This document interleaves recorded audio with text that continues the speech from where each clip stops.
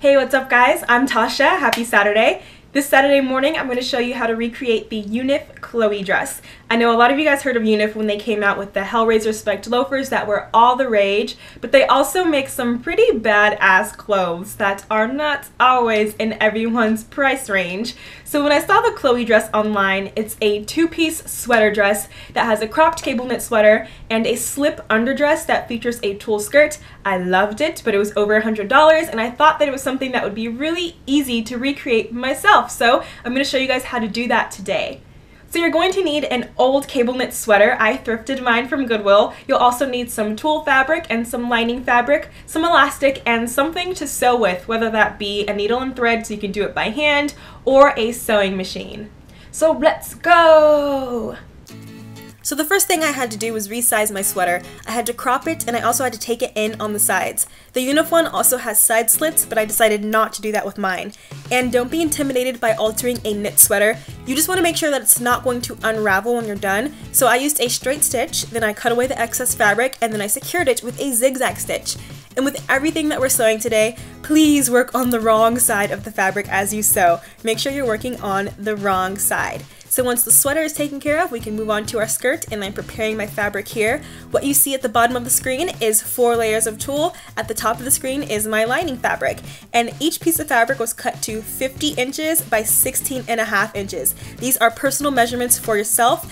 I got mine by doubling my waist. My waist is 25, which is why I got 50, and then I measured from my waist to how long I want it, plus extra length for the elastic. So if you're using a 1/2 inch elastic, you need 1 extra inch. If you're using an inch of elastic, you need 2 extra inches, and so on and so forth. Once that's all taken care of, take your lining fabric and hem the bottom of it. I used a double fold to hem it, which means I folded it a 1/2 inch, then I folded it another 1/2 inch, I pinned it, and I secured it with a straight stitch.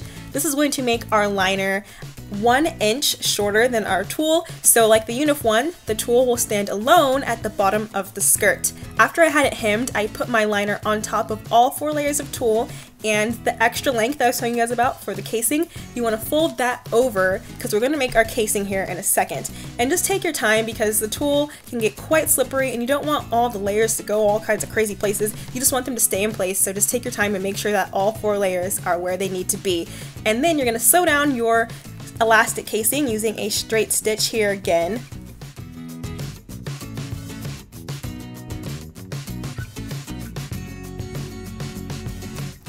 Once your elastic casing is finished, fold the 2 ends of the skirt together to make 1 big tube and sew that down. And please do not sew over the casing that we just made because we haven't stuck our elastic inside of it yet, so don't sew that closed. And now we'll have 1 big tube of a skirt, and it'll look something like this. Once we have that done, you can take a safety pin, attach it to the end of your elastic, and shimmy it through our elastic casing. It doesn't really take a long time, believe it or not. It's just a matter of getting it through the entire skirt and pulling and pinching and just shimmying that elastic in there.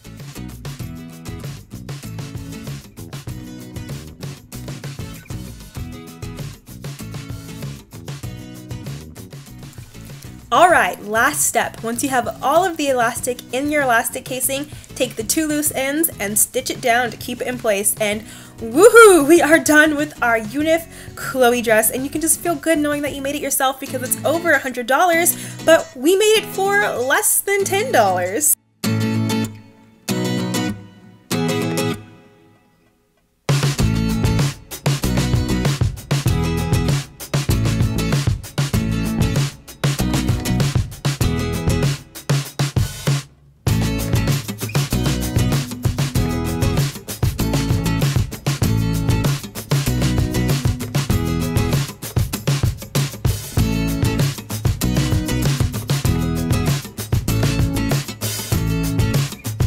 So this was my first time ever doing something like this, so if I could go back and change a few things, I would add more layers of tulle, I would change my lining fabric because this one was a bit stiff, and I would also add more pleats to the skirt.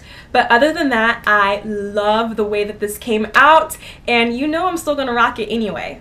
So I know I tend to talk really fast, so if any of this went too fast for you, I have a written explanation on my blog with pictures, so you can check that out on DIYinthevalley.blogspot.com. You can also follow me on Twitter or Instagram. They are both at tashalala. And if you do this project, please take a picture and send it to me on Twitter or Instagram. I'll put all three of those links down below so you can find me anywhere on the internet. I will see you guys in my next video, and I love you guys so much. Have a great weekend, okay? Mwah! Bye! Don't forget to check out my previous DIY if you haven't done so already on ice-dyed or snow-dyed hoodies.